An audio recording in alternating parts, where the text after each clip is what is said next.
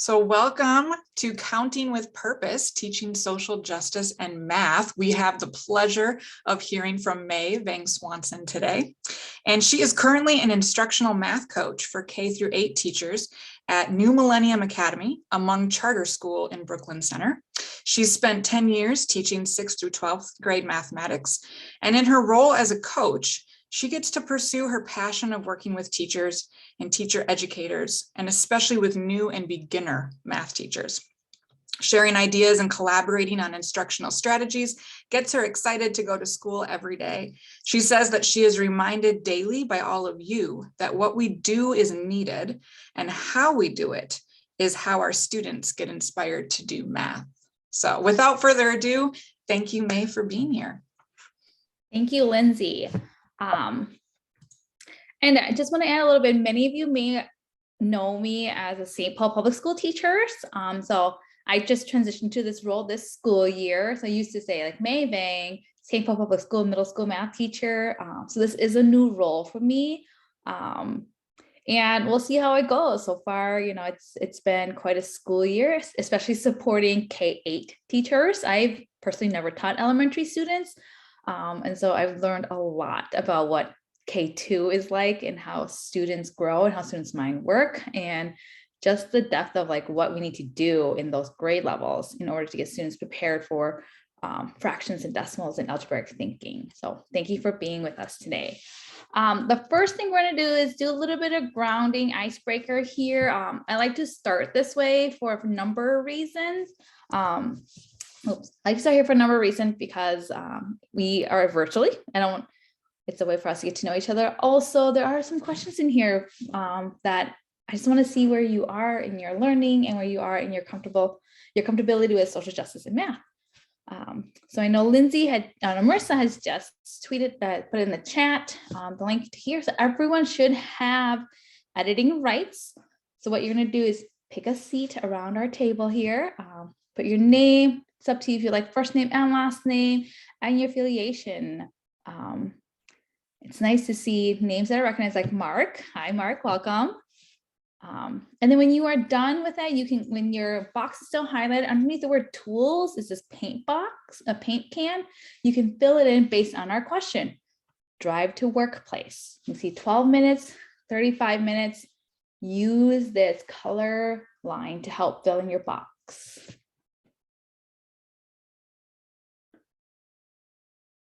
We can see how far away people live from their workplaces. Oh, Lindsay, you're super close. Mark is really close too.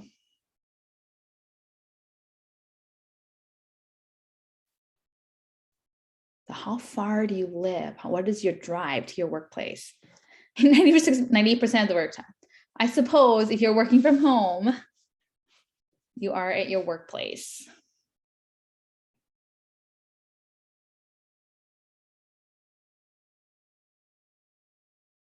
Or if you're like, how do people fill it in? Underneath the word tools is this paint can that it says fill color. When you hover over it and you click on it and decide where you fall along this continuum.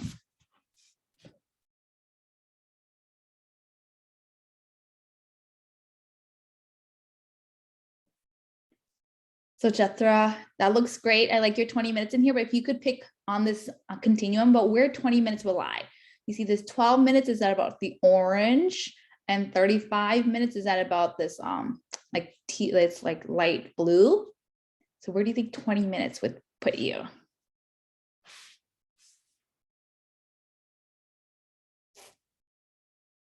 So Terry, you and I drive pretty far to work.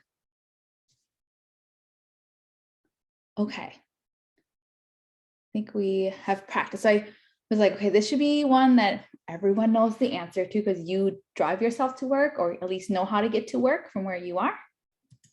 Let's do a second question. I know we have a couple of just joining us right now. Winter. Now look at our continuum. It's a little different. It's not number line. It's not like based on numbers anymore. It's based on indoor, outdoor. Where would you like to be in the winter? Again, change your box, the fill with underneath tools, there's that paint can. I'm sorry, I'm covering up this share screen.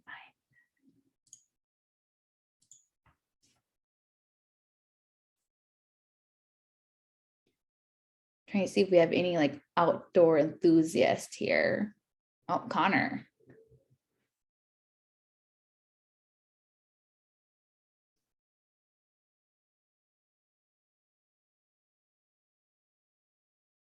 I do not like winter, so I will definitely be indoor as much as I can be.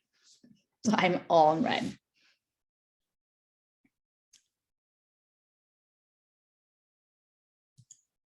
Right. I know some of you just joining us. So we're using this color, the colored number line down here to kind of direct us as to where how we're filling in our box based on the category. All right, the next one. What is your experience with social justice in the classroom? Let's scoot this over just a little bit. Look at where some is.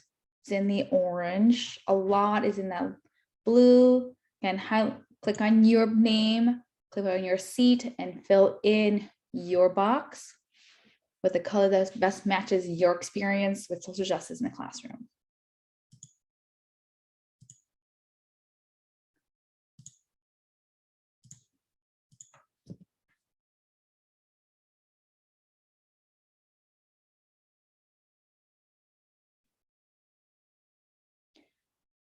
This is also a great way for you to look around and see, okay, who else can I lean on for support when I need resources or I need something else as you look around, right? So I see there's quite a few people in that green, that bright green. So you don't have a lot, but you have enough that, hey, I can maybe reach out to Natalie and ask her a couple things, or reach out to Chris.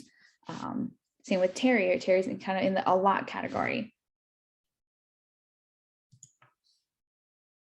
All right, let's try the next one. How are you making students feel safe in your classroom? Oops. How are you making students feel safe in your classroom?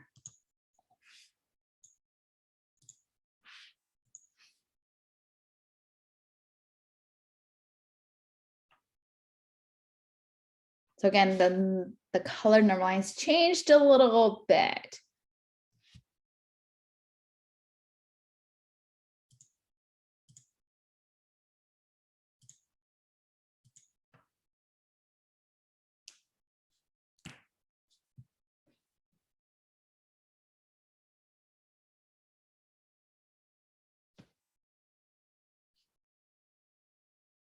I think we have one more. This is really great to see. There's no right or wrong answer to this one, right? We know that building relationship is really important. We also know that student voice is very important. Vicki, that's okay about getting this to work. I think the most important part is that you're able to hear us. This participation part is just mostly for me to gauge what's going on in the room and for you to see who else is here with us. Okay. And then I think this is the last one. How have you made colleagues of color feel safe?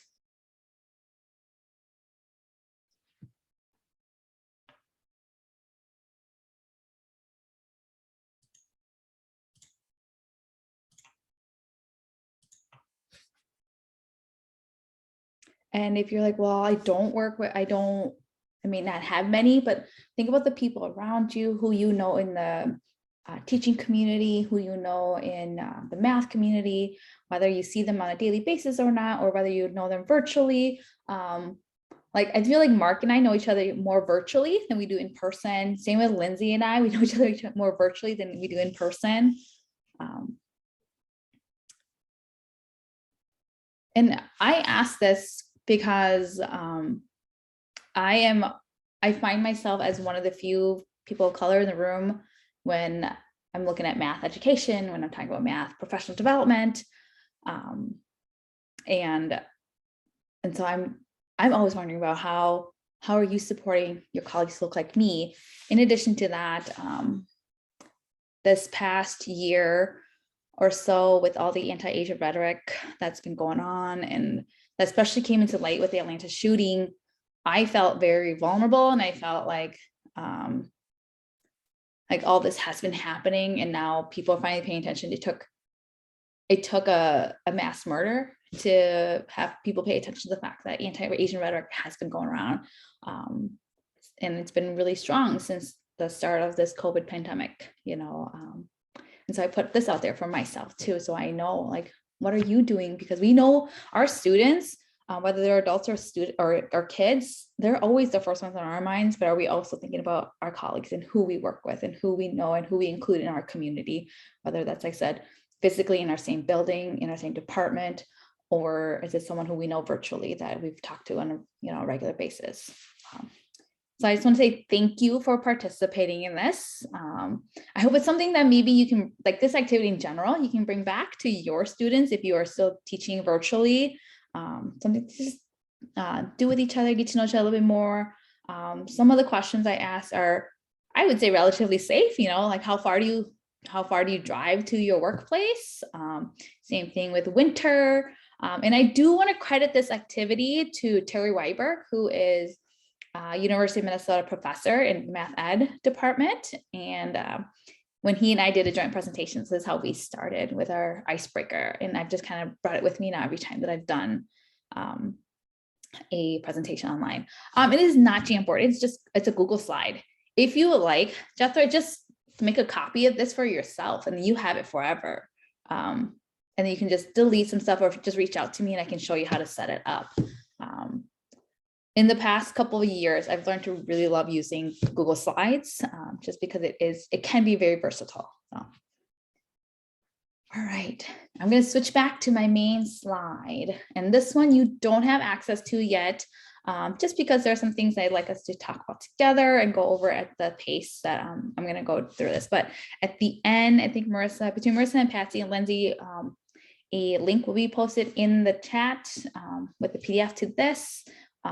And you can always email me too. And I can also send you the link to this presentation. So that's when you'll get it. All right, so social justice and math. I like to start with this quote, right? Only in school do we count without a social purpose of some kind. Outside of school, mathematics is used to advance or block a particular agenda. This is what I ground my whole course in when I taught this to 7th graders in the 2020-21 school year. So this past school year, like I just grounded myself in this and I said, why are we always asking our students to use proportions? Why are we asking them to solve for X? Why are we graphing slope? Why are we doing all these things, right? So for a lot of our students, especially mine, because they are 12, they don't quite see the purpose of it. But I think with your students, they start to see it more so in their real life. You know, if they read the newspaper, they listen to the news, they see it on social media. What kind of math is being used to advance or block an agenda? And when we start to center ourselves around this, you start to look at all the social justice issues that come up. Right. And this is from a book that you can buy on Amazon. I highly recommend it. It gives you ideas as to what to do, and it gives you just resources as to where to start. But I just want to bring this quote in. So our objectives today, I have 4 of them for you. 1 is to understand how math and social justice work together. 2, understand how to plan, prepare for social justice lessons around social justice math. This last summer, I did this presentation in a week long. So we had a lot of time to plan, a lot of time to discuss. This past spring, when I did this at the Minnesota Council Teacher of Mathematics Spring Conference, I did it in an hour. So that was really quick. Today we have an hour and a half. So maybe we'll have a little bit of time to think about lessons around it. Objective 3, gather resources. You know, like I said, there are quite a few of you in here who have some experience, and I love for you to share with me in the group what you've also done in addition to what you're seeing here. And then objective 4 is collaborate and share with each other. Right? I can't do a presentation without you, and the reason why you come here is because of me. So we need each other as far as, you know, being here and being educators together. And if you have any questions, go ahead, type in the chat. I have it open on mine and I will try to answer as best as I can, or else Lindsay will also help me. She'll interject and we'll talk about your questions too. And then some of our norms, because it's a social justice issue here, these are things I want to bring up to our group to like foster positivity and productivity, include and expect and accept non-closure. I feel like that's the hardest one. I don't have hard answers for you. You probably don't have hard answers for yourself. And knowing that this is a social justice presentation, it's always expected, right? You're going to have non-closure. Lead to discomfort, just depending on what is normal for you and what you're used to talking about. Like for me, it's really easy for me to talk about women's right and race, because that's something that I bring forth every day. But when we're talking about socioeconomics, I'm not as comfortable, because that's something that I don't identify as part of my the identity that I put out there. And then exhibit self-control and self-love. It's okay to not know. It's okay to not know where to start. It's okay to feel like you're a newbie at this. And it's okay to feel like, wait, what I've done in the past didn't do justice, because that's how I feel too. I feel like things I've done didn't always cover the topic well, or didn't always leave it open to students to interpret it the way they wanted to, but I learned from it. And I'm also like, you know what, I brought it up, or I have this course for a reason, and I know my students want it for a reason. And that's the important part, is that we are talking about what they want to talk about. We're talking about things that matter to them. And then what is social justice? We're going to do a quick, what do you notice? What do you wonder? So in the chat, write 1 or 2 things. What do you notice or wonder about this picture?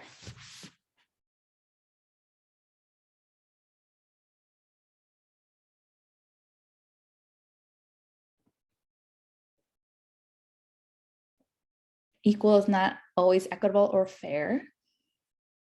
Thank you, Justine.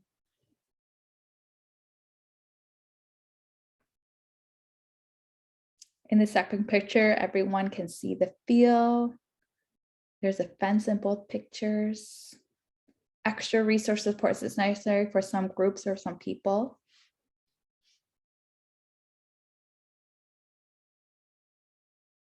Picture on the left, not everyone can see the game, even though they all have the same size box to stand in. Equal can be adjusted. Ooh. I'm going to click to the next slide. What do you notice and wonder now?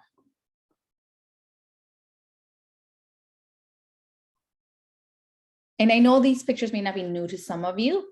It may be new to a couple, but the fence changed.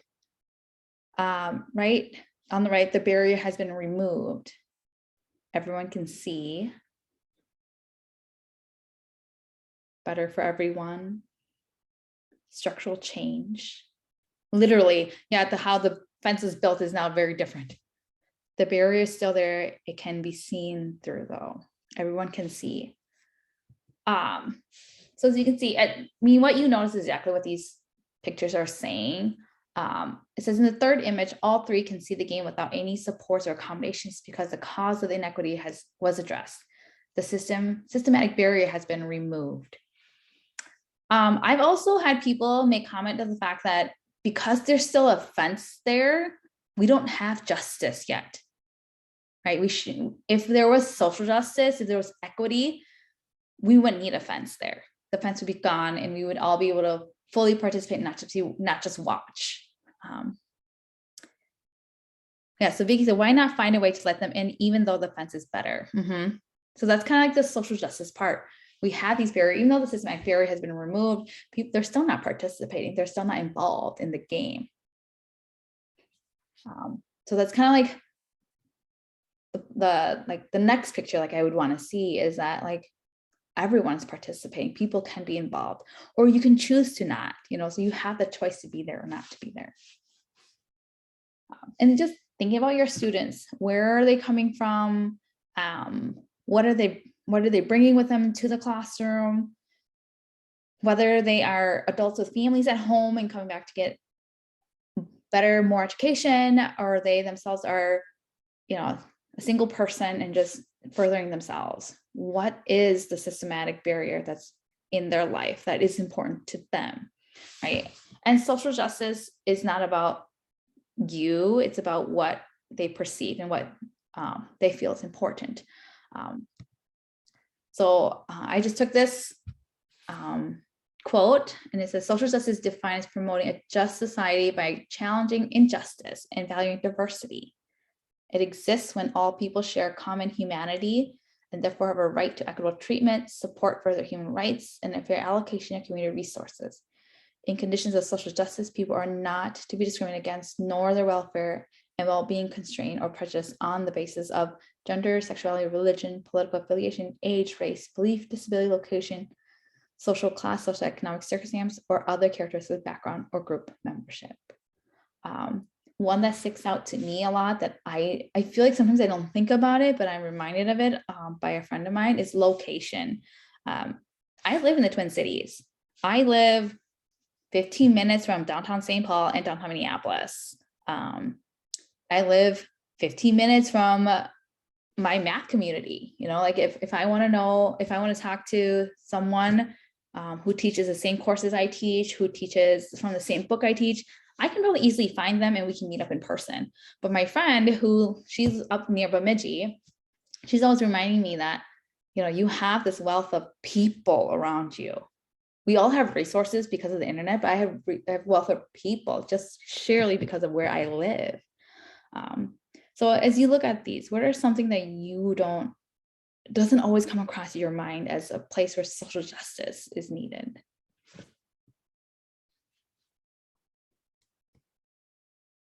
Let me know if I'm going too fast, or let me know if you have questions. So where do we start? Again, social justice is this huge topic. There's so much to think about. This is where I chose to start, right? Self-preparation.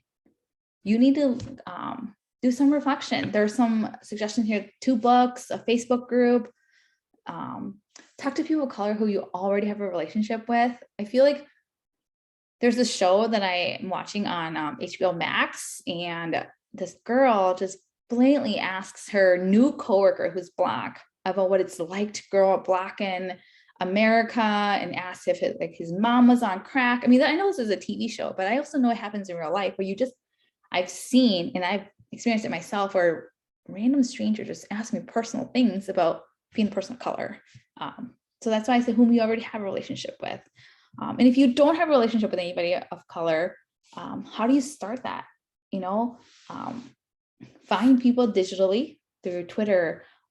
You know me, you know, so just start to find them. And then once you build that relationship, that's who you can start talking to. And then Mathematicians Project. This is a project created by Annie Perkins. She teaches, I want to say it's Southwest in Minneapolis Public Schools. She started this project because her students had asked her, she's like, you know, her student asked her, like, I can't be a mathematician. And she's like, of course you can be. And the student is Hispanic. And he's like, no, I can't. And she's like, well, there's lots of Hispanic mathematicians out there. And the student's like, really? Who? She couldn't name anybody. And so she started this project, finding mathematicians who are, most of them are currently still living, some of them have passed, but who identify as a marginalized, like in a marginalized group. So she has lists of mathematicians who are Black, a list of mathematicians who are queer, who are from different countries. And so it's a great place to start to just familiarize yourself with people who do math, who are not dead, who are not white. So again, just preparing yourself. I think this is the best place. If you're not ready to teach about it, if you're not ready to talk about it, this is where. But if you are, have you done the work for yourself?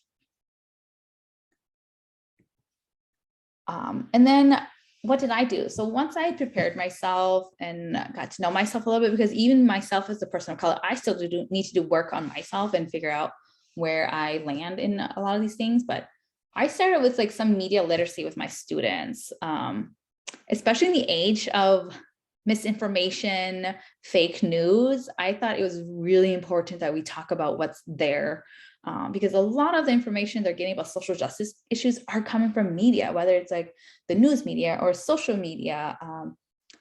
They need to know how to be able to decipher and read and take in news media and understand that. And then we talked about like headlines. The activity we did was like, is this headline fair, right? That's what I put in there. So it would be a snapshot. One of the headlines was like, millennials get their news mostly from social media. and then they had to read an article and decide if that headline was fair in describing millennials. Because we know that a lot of journalists are out there to catch your attention by these headlines, even though they may not fully represent the story or may not fully represent the data or the information that's in there. We know they're trying to catch your eye. And then for 3 and 4, I didn't use these as often, what's going on in this graph or in chart or data storytelling, but these are graphs and data and charts that you can use to just start your work around looking at graphs, looking at some social justice issues purely based on just numbers and bars and lines that you see. So for me, this is where I started with my students, and I felt like it was a great way to ease them into some things that would be a little bit heavier, because like I wasn't quite talking about social justice yet, but they needed these skills. They needed this idea of like looking at something critically before we can talk about some of the social justice issues that we were going to look at. And then I also talked about boundaries with students. Your boundaries may be different because yours are adults, but with mine as kids who are 12, I really had to think about what is appropriate for them and what is my job as their teacher, not their parent. So I really try to stick with facts. I thought it was okay to talk about what the media was saying, because that is something that is out there for everyone to hear. I use my authentic voice, things that I felt like bothered me, I would say it, or things that I felt passionate about. And I remind them that my truths are mine. Being a Hmong math teacher, I have a different truth compared to my Hmong social studies colleague who are also male, and my family structure is different than my other Hmong friends' family structure. So I remind my students that what I'm saying about myself and my experience and my family are mine.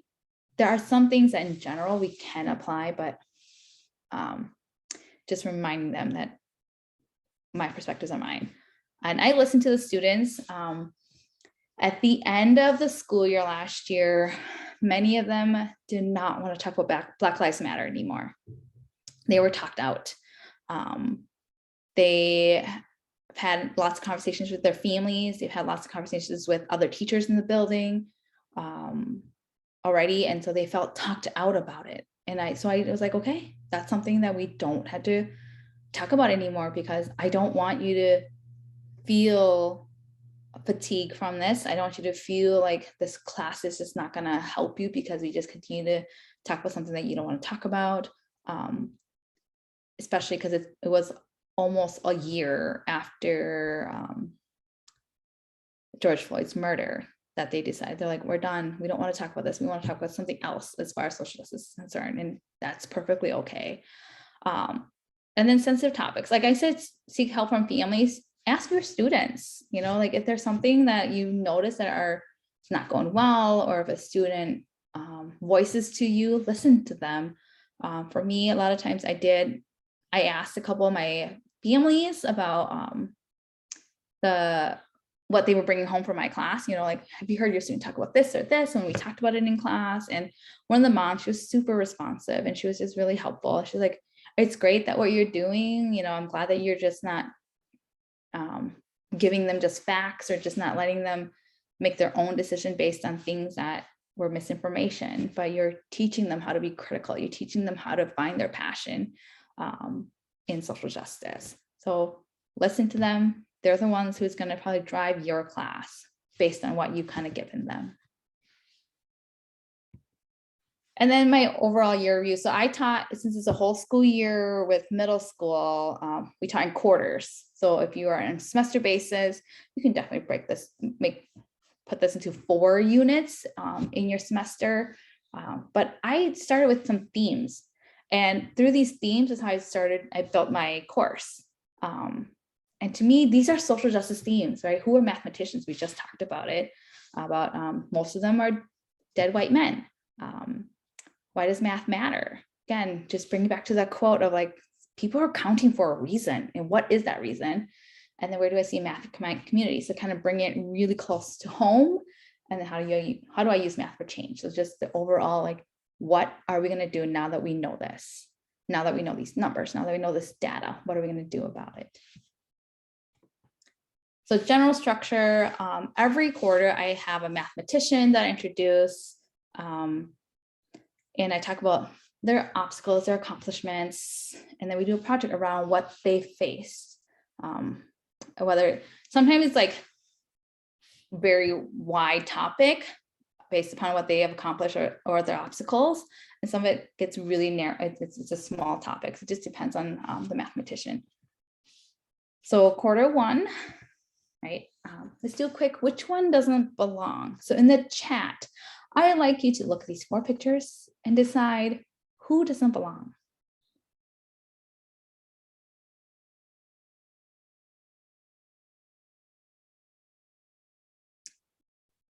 You can just put the letter, or if you want to put the reason, you can, but in the chat, which one doesn't belong?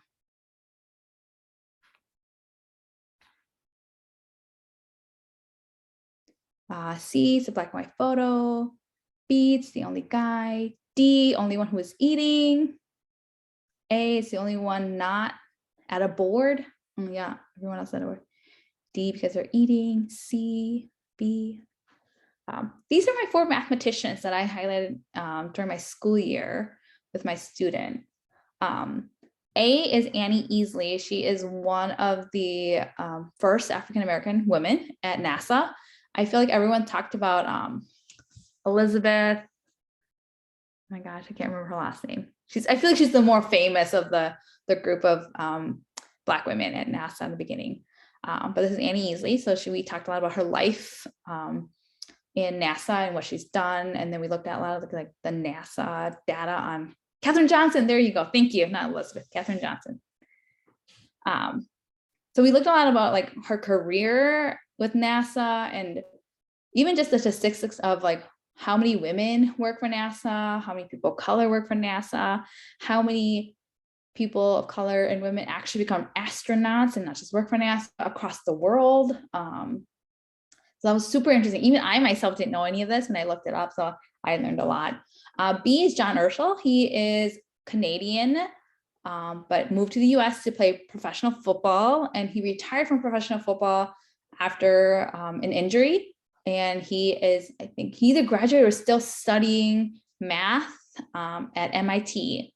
So for some of my students, they thought it was super cool to have a former NFL player be this awesome mathematician. Like he has a couple books.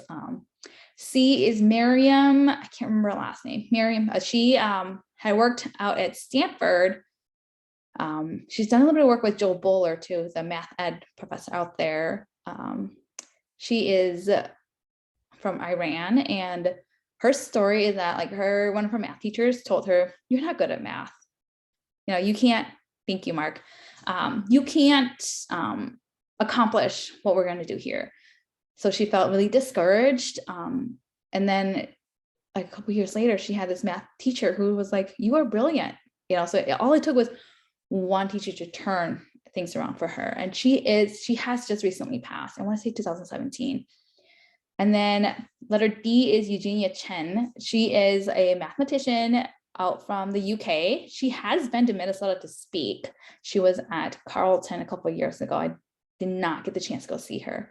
Her story is that she is one of the few women who's won the Fields, I think it was like the Fields Award in mathematics. And as a professor, she did really great. And to get her students more interested in math, she started baking. So she made these YouTube videos about time baking and math together. So you should look her up. And she kind of like, that's how she kind of claimed her fame for a little bit.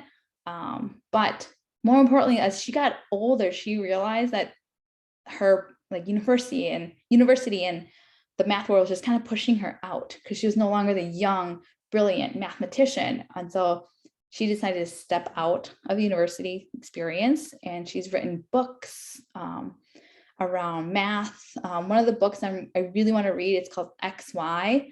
And it's about how math and gender identity they intersect with each other. She also has a children's book out with about math also.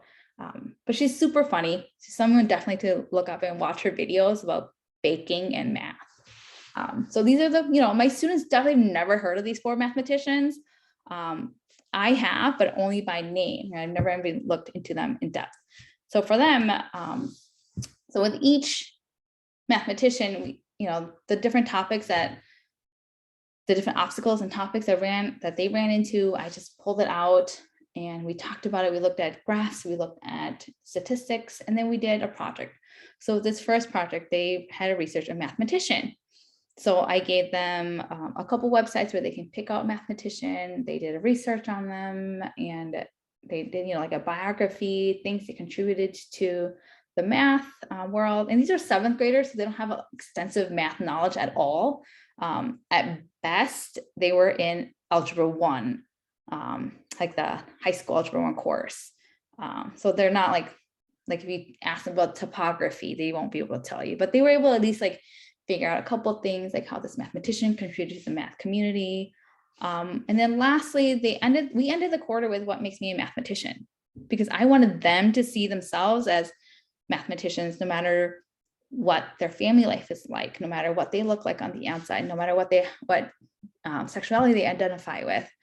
So they did a whole project about themselves by determining different points in their lives that made them mathematicians. So they had to come up with 5 things in their lifetime that has played a role in creating them as mathematicians, because they looked up the mathematicians, they did their research, and now they just kind of reflected back to themselves.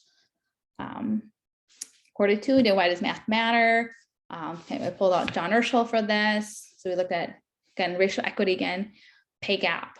And so this is where we talked about the gender inequality in pay gap. And we looked at how math affects your career, affects going to college. For a lot of them, it was eye-opening, especially when we talked about math as a gatekeeper. And I don't know, many of you know this, but Sarah Vanderwerf, who's also, she's actually the new Minnesota Department of Education, the math specialist. She talks about how place value is the gatekeeper to fractions. Fractions is the gatekeeper to algebra. Algebra is the gatekeeper to college, right? And so for my students, we talked a lot about this, and how what they learned in middle school is really important if they're imagining a life that is career, is a college pathway. I know they're 12, so it's harder for them, but I wanted them to see that. And then life on a budget. So we really just took a spin on it and I gave them the project was based on, they were a financial planner.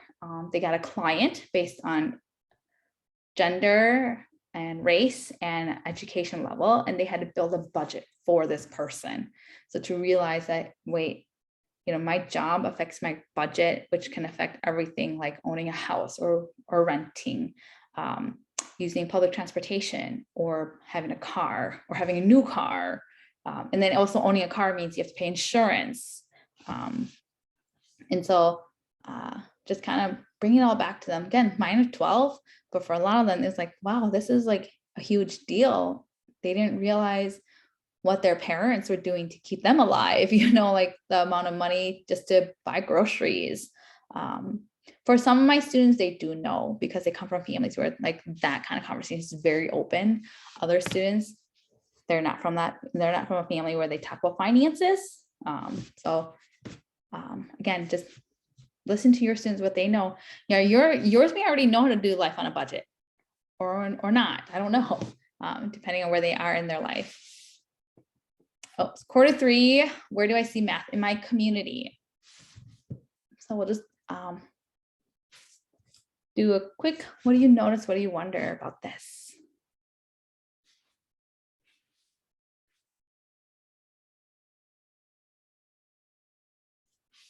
So what do you notice? What do you wonder?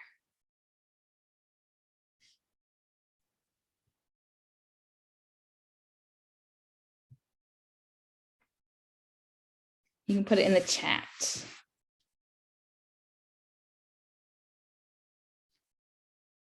Thank you, Marin. I noticed different patterns and colors. Why is the one on the left brighter? Oh yeah, it is brighter. Why is the one vivid and the others not? Groups of 10. Oh, going down. An area divided into 5 groups, 3 different ways. Does anybody know what this is? Oh, gerrymandering. So they were adjusting. The social justice teacher in me sees gerrymandering or dividing voting districts. Exactly. We talked about gerrymandering. So with middle schoolers, it was hard, but even me as an adult, like I had to dig and make sure I understood how to explain gerrymandering, because it's something that like I hear about and I hear a little bit of explanation, but I really had to dig in and do my homework so I understood what was going on. And this was a super valid discussion to have, especially after our 2020 election, with all the discussion around voter fraud and who's voting the wrong precinct, and how our districts are cut and split up. So this was like super valid, and we brought it right back to them because this is very local. So we talked to Miriam here, and through Miriam, we talked about gender equity, racial equity, and a little bit gerrymandering, just because Miriam did not face gerrymandering. That's not one of her issues. But because I wanted to bring it a little bit more local, like we talked about her struggles with her own math teachers, how they were telling her that she should not be a mathematician, or that she's just not good at math because she's a girl. And then we brought it to very, very local. We looked at St. Paul data because my students were in St. Paul Public Schools. Thank you, Mark. There is this website, again, it's all on my resources, called Compass Minnesota, Compass MN, where it has like, I think very, very recent data. I think it may be 2018, if not 2020 now that they've updated. But my students were able to dig at St. Paul data, look at what percentage of the St. Paul population is foreign born, which population St. Paul lives under the poverty line, which percent of the population has a 4-year degree, how many are women, how many are children, and they even broke it down to like children from 5 to 10.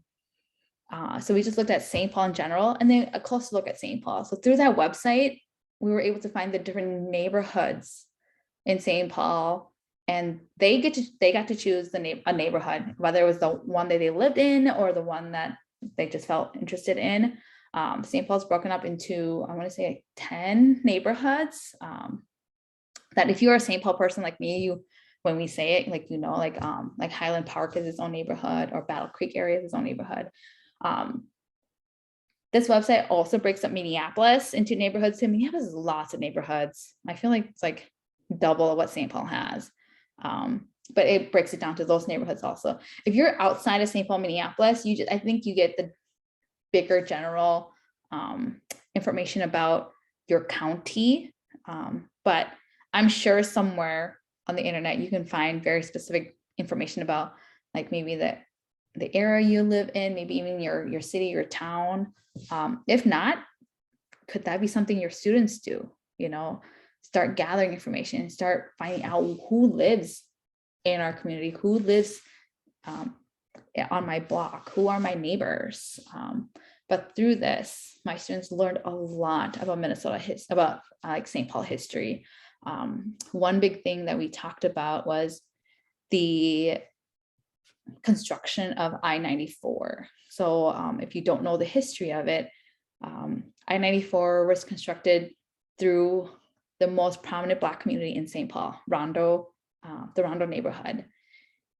Before that 94 cut through it, Rondo was thriving. Lots of the businesses were owned by the Black community. They had housing, there were celebrations, just a really happy, joyful place to live. And when 94 was constructed, what they told the Black community was like, here you go, here's a here's an envelope of money, you're gonna have to move next week because we're building our freeway through you. They didn't have a choice, they didn't have a say in as to when or how this freeway was coming through. But then when they were going through Minneapolis, it was going through a white neighborhood. The white neighborhood, as you can guess, protested, were able to talk to the builders and be able to convince them to changed their route. So 94 through Minneapolis had the route changed. And if it was going through homes, like the fans were able to dispute it. A former colleague of mine, it's super cool, but also really sad that she told me the story. Her father is from the Rondo community and his house just got bulldozed over. Her aunt is from the white neighborhood in Minneapolis. They took her aunt's house, lifted it up and moved it and placed it somewhere else. So obviously the construction 94 had the capabilities of helping to relocate families in a way that was humane, in a way that was respectful.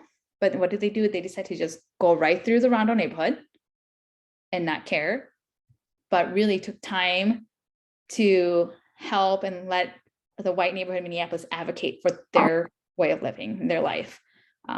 So I was able to bring that personal story to my students. I just happened to talk to the social studies teacher about it, and she told me her family story, and I asked her if I could share it. But yes, Lindsay, I was like super surprised. And like the construction of 35E through St. Paul also has its own history. The history of it is that it's cutting through white neighborhoods in St. Paul. And so if you ever drive that stretch of 35E in St. Paul, it is 45 miles an hour. The reason is because the white neighborhood decided that if you're going to cut through us, you're only going to go, this fast, because it will cut down on the noise and pollution. They had to make the median strip very pretty. Like there's like floral, like plants and like these bushes. It's really pretty in the summer. Again, because of the white neighborhood, they were able to advocate for themselves. They were allowed to advocate for themselves, I should say. So just kind of looking at your own history of your town, of your city, just simply understanding that. And for my students, it was big for them to know that this is what's going on. And because my school is in the Rondo neighborhood, it was really important to them to know, like important for me and for them to know that this is the history of 94, because we oversee it from our classroom. Literally, that's what I stared at for the last 8 years, was 94. But yeah, just things that you will learn about yourself and your own place along with your students if you didn't already know it. Like I already knew the story of 94, that's why I brought it to them.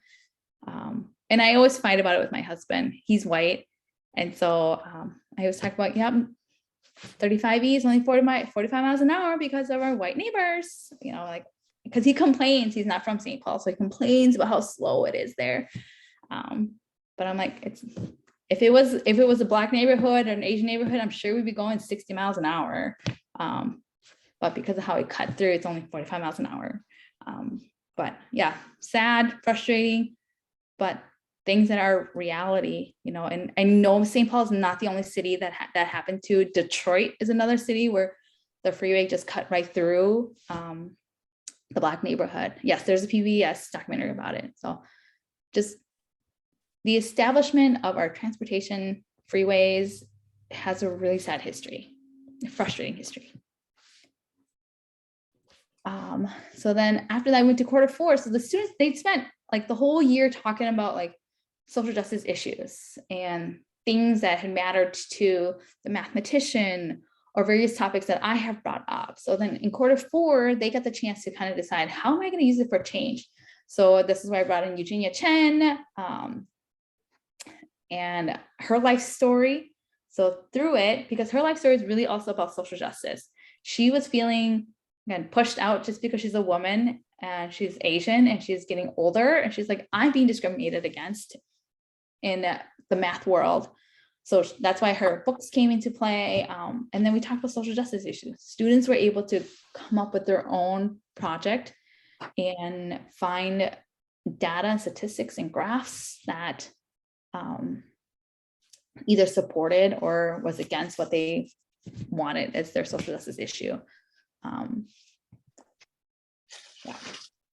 I want to stop here for a second. Are there any wonderings? Anything you want me to go back and talk about?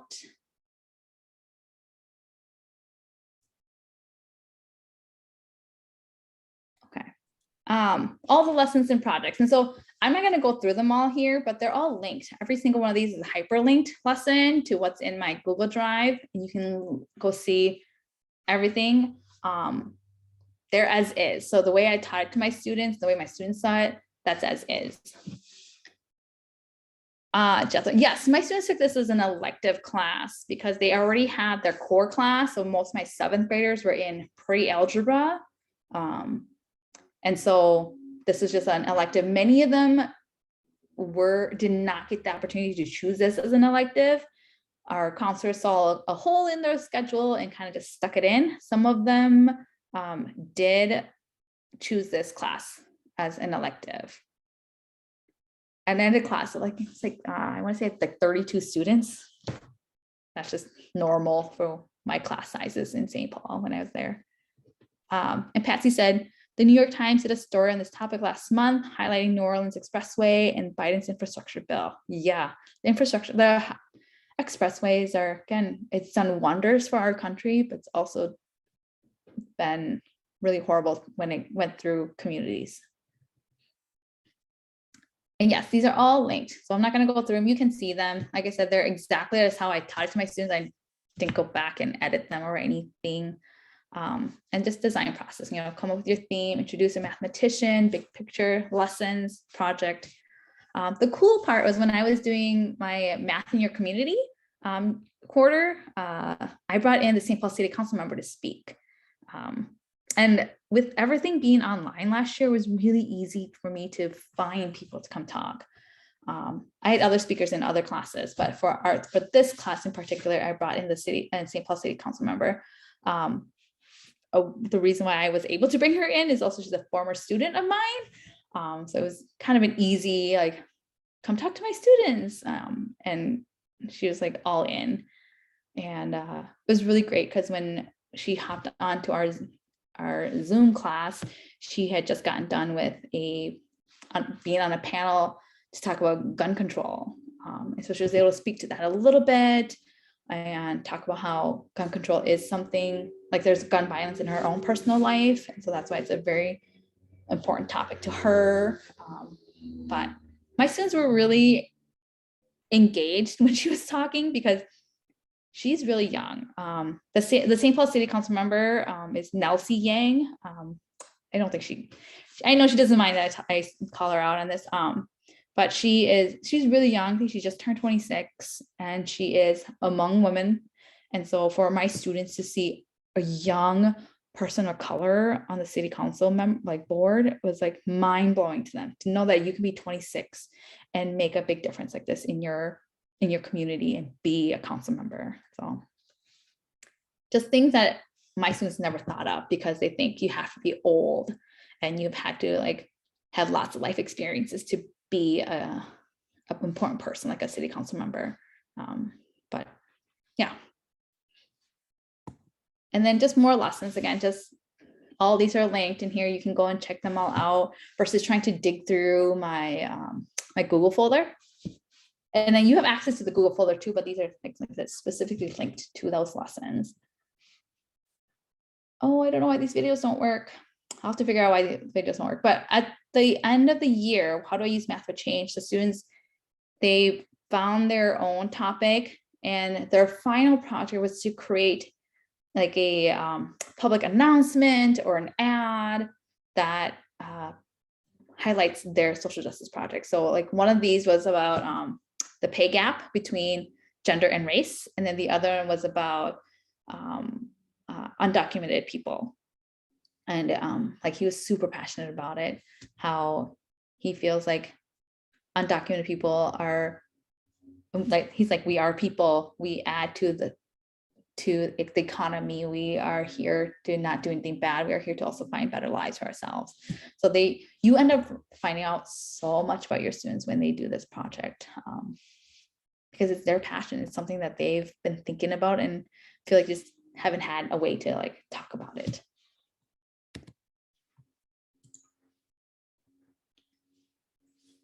And then kind of going back, it's how to start, right? Start small. This was not the first time I've taught social justice and math together. This was probably the third time I've done it. The first time I literally just started out with just like looking at some data.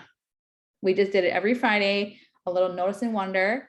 And then the year after that, I did a quarterly project with students. And those projects was like 2 or 3 day project. And then when I had the opportunity to design this class, literally our principal came to us as like math. It was like math, social studies, English, and science. We were supposed to design electives for our students because they needed electives to take. So when he came to us and said, you need to design an elective, and I was like, okay, this is perfect. This is my chance to teach a whole class about social justice and math.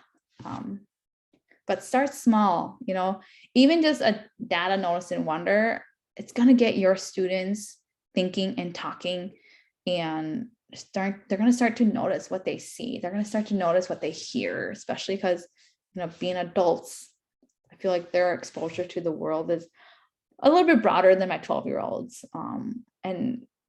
And it gets them to think more critically about information that they start to see. Yes, slow reveal graphs are really great too for the notice and wonder. And then I'd like to hear from some of you. So I do invite you to either turn your camera on or just your mic. What have you done? What are some resources you have?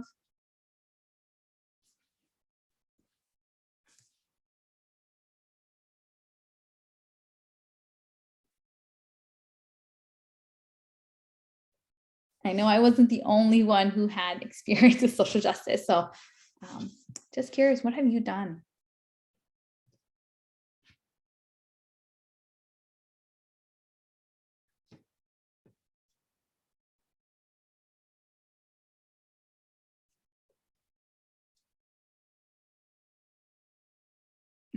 Yes, 18 members. Let's hear what you've been up to.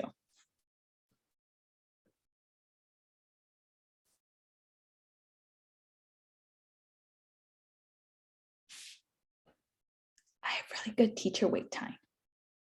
I teach middle school. We're used to.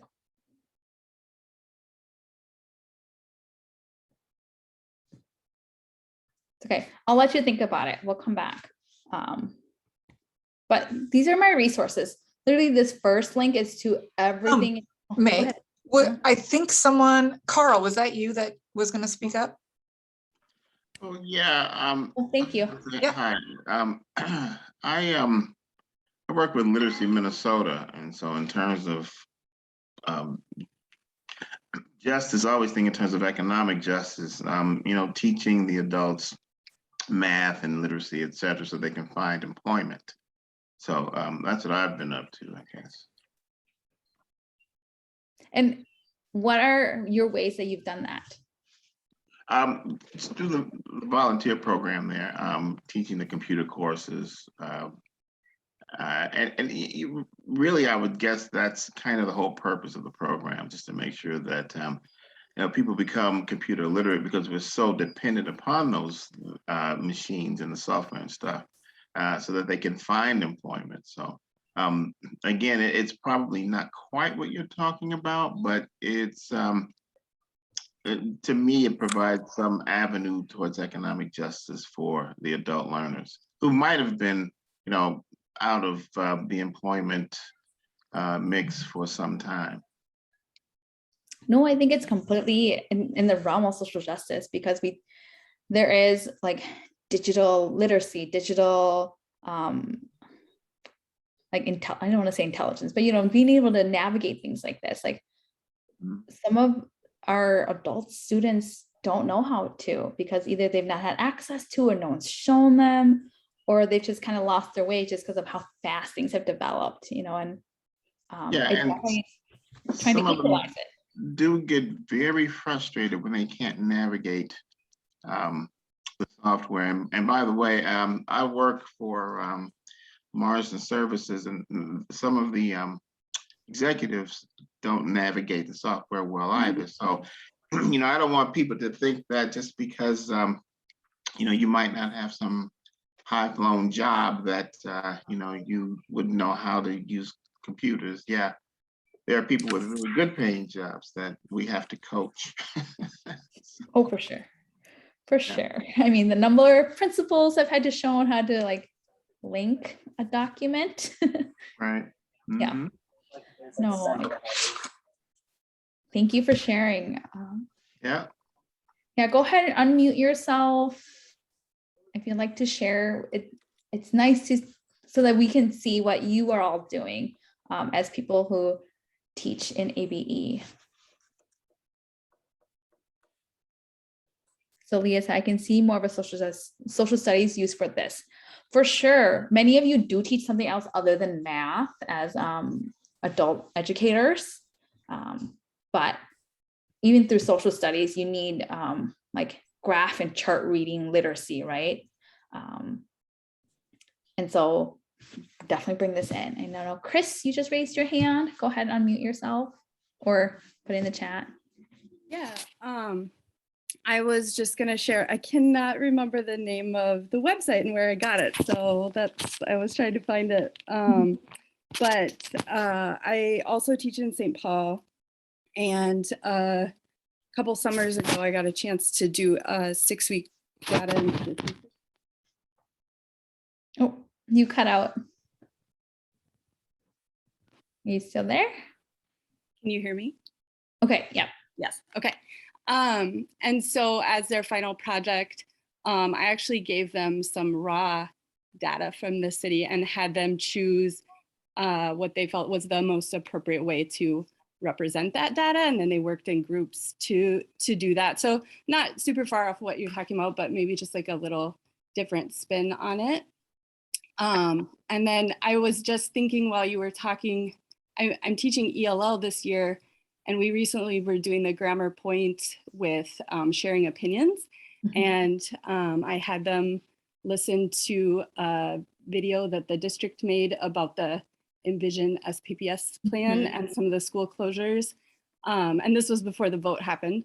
And then also a video that the union had created about teacher needs and what they felt should happen. And I was like, man, if that had been a math class, the kinds of data and sort of community opinions and who's being, talked to and showing up at meetings and stuff would have been a great project as well. Oh my gosh, yeah, even just watching and listening, and they can just tally who's speaking between men and women, who's speaking between different races. That's probably super interesting itself. But I like your other project that you're talking about too, because it's misleading graphs, right? How many times have we seen graphs out there that you're like, whoa, that's a huge gap between them, these different points or these bars. And then you look at the scale and you're like, actually the scale is from one, like it's going by half points, or it's going by, something ridiculous to make it look deceiving. So I like that too. It's like, how do you best display your information, whether you want to mislead people or not? And Natalie said in the chat, there are a bunch of charts and graphs, tables, and data on the GED science and social studies tests.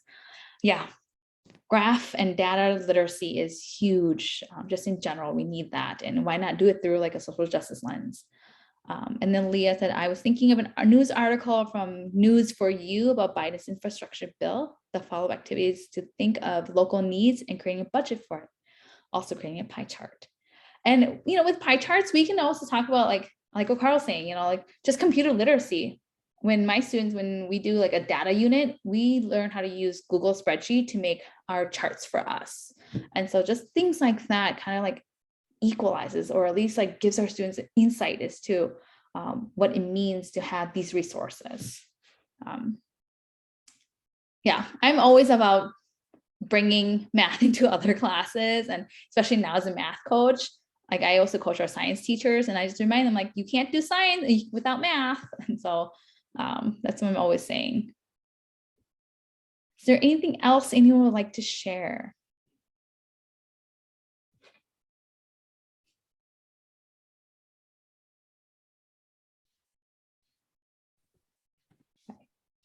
If I just quickly, just one thing I wanted to share. I haven't yet done it with students, but I did it as part of a professional development that I was giving with a group of teachers for other teachers. But it was all centered on an activity that an educator had developed, and it was measuring a meaningful place was the activity, and the basic like quick version of it is that you go and you measure, and there's some like you find your pace, so you're not measuring with like actual tools, you come up with some like other ways of other units, but you measure a place that's meaningful to you, and then you present to the group.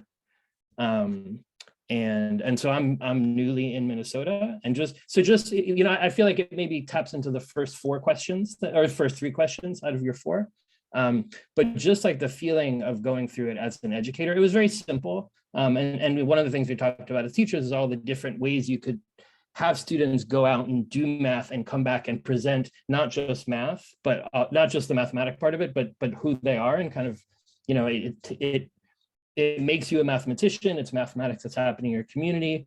And it matters because it feels very, it feels good. And so like I've done lessons and stuff with students and so on things, but just that's in my mind because I just personally experienced, like, it felt so, and I'm someone who, like, I feel pretty confident about myself as a mathematician, not always, but just being in a community of people and being able to share something in that way felt, it was, I just wanted to share it because it was pretty meaningful to me to have partaken in it as a learner. Well, and Mark, you were saying how it doesn't quite apply to my 3rd theme of how to use social justice, how to use math for social justice. I think it could, like, depending on the place they choose that has meaning for them. Like if I think about like a library, like growing up, libraries were really meaningful to me and my family because I have like lots of great memories there. And so like I pick that as a place, and then I can also look, hey, this is the library that's in my community. Why did we never went to our community library? We always went to another neighborhood's library too, even though it's all part of the same public library system. We always went somewhere else.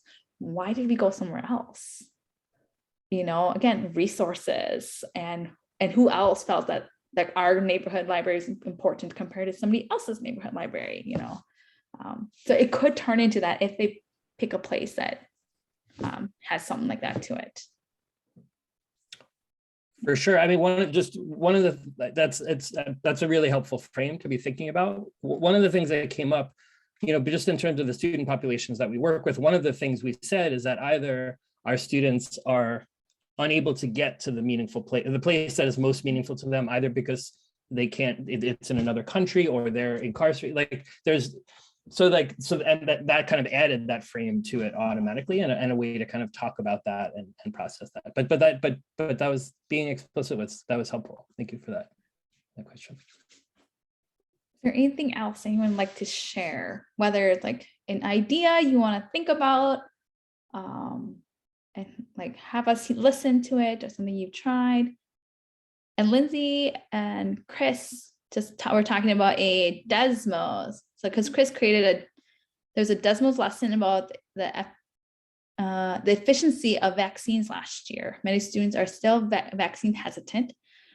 So it was about the process of studying, testing the vaccine, and how they arrived at a % efficiency. It's a Desmos. So there's the link right here for all of you. If you've never used Desmos before, this is also a great place for you to kind of like see what it's all about. Thank you for sharing. So I'm just kind of go back to this page, right? My resources, this very first one is like literally just the link to my entire folder. Whether it's organized in a way that makes sense to you or not, you can definitely just go and check it out in there. I know like if something's not working for you, if there's a link that didn't work, just let me know. And I know that from like Lindsay was going through some of my stuff and wasn't able to access it. And this is how this whole workshop came into play, was that Lindsay wanted access to some of the things. And then she just kind of was like, why don't we just do this as a workshop? And so just let me know. Minnesota Compass, I'm just going to click on this so all of you see what it is like. So you can see, like, you can explore by demographics, location. You can search your exact, like if you live in St. Paul, Minneapolis, you can have your exact neighborhood. You can click by quality of life. Some of the cool things that I really liked in here was like just looking at education, being an educator myself. I always looking at who is getting what kind of education and where do they live, especially in St. Paul. But just a really, really awesome website. It seems like they're really up to date, 2021. I don't know how they're gathering this information. I'll tell you that. I don't know that. So you'll have to read it a little bit more.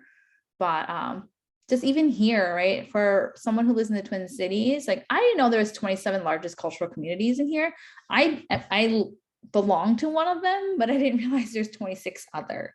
And then just most recent pandemic information. It's just super cool website that I just happened to like just stumble upon. And every year that I come back to this and have used it for various things I need in class, it's just been really awesome. And when I did this workshop this past summer, I did for people across the country. So I'm like, I don't know what your state has, but my state has this as far as like data to explore. And it really is like just a great starting point if you don't know where to start, or even just to find data.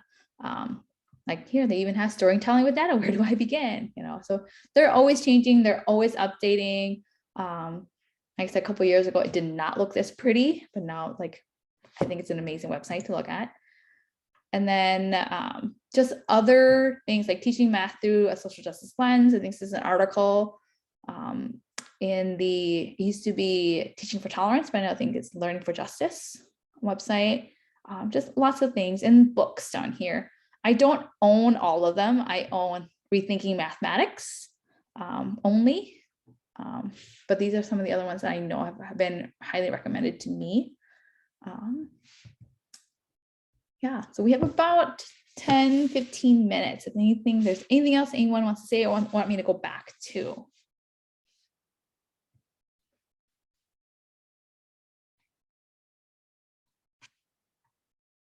Or if you've thought of something. Okay, I'm just gonna highlight this. If you're not quite ready to do this with students, I would highly suggest that you go to equitabmath.org. And this is for you and your colleagues. I mean, this is Pathway to Equitable Math instruction, but I think you can replace the word math with just about any other subject out there. It gets you to talk with your colleagues about how are we teaching to support our Black, Latinx, multilingual learners. I know it's grades 6 through 8, but it's still, I think it applies to everyone, because as I've been in monthly conversations about this website and what it has to say, you can see that it's going to work across the board, because we know inequities not just in math. We know that there's inequity in science and social studies with what we're not teaching, like whose history are we not teaching, or anything like that. So if all you want is a place for you to start, this is a great place for you to start too. And then in the chat, Marissa has sent the presentation slides as PDF and an evaluation. And if there's anything that you need from me, just reach out. I'm really good at email. I'm not as good as Twitter, but I can definitely do it. But email is probably the best way to get a hold of me. Thank you so much. I love just sitting and listening to you. So many resources, so many inspirational thoughts, just like, where do I start? What can I incorporate? So I'm excited to go back and look at the links that you have. And we will, or Marisa already, like you said, Marisa already put the link to the slides in the chat. And then that evaluation, once you fill out that evaluation, that is then how you will get CEUs for attending this event. So be sure to grab that link, and we will also send out a follow-up email with a couple of the links that were shared in the chat as well. So look for that probably next week sometime. But thank you again, May. This was great. I love talking about this, so thank you.